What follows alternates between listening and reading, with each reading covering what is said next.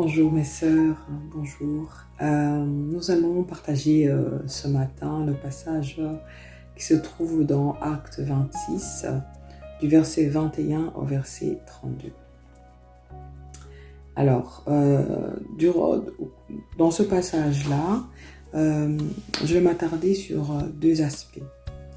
La première chose, c'est que, en effet, devant le grand Agrippa II, gouverneur du nord et de l'est d'Israël, Paul justifie encore ses actes dont on l'accuse.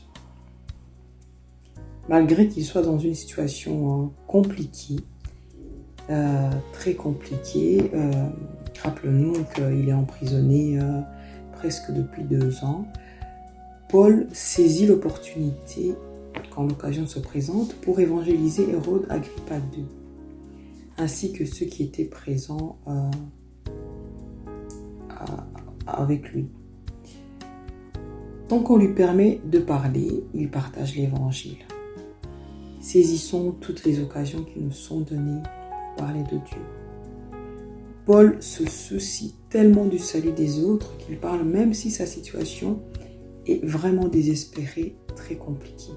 Demandons au Seigneur de nous donner un désir brûlant de voir les autres venir à Christ, un désir très fort qui éclipsera nos problèmes.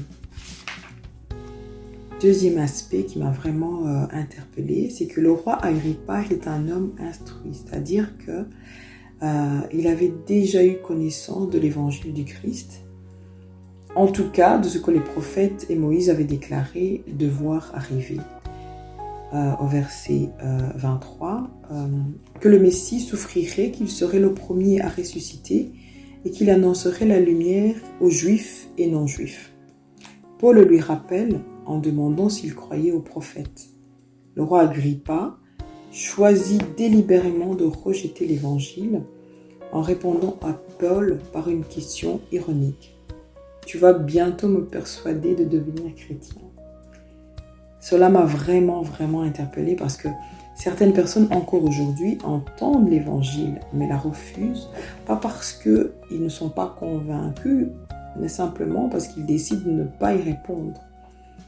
Puisse le Seigneur nous accorder un cœur fertile où sa parole arrive, s'enracine, pousse pour apporter de bons fruits.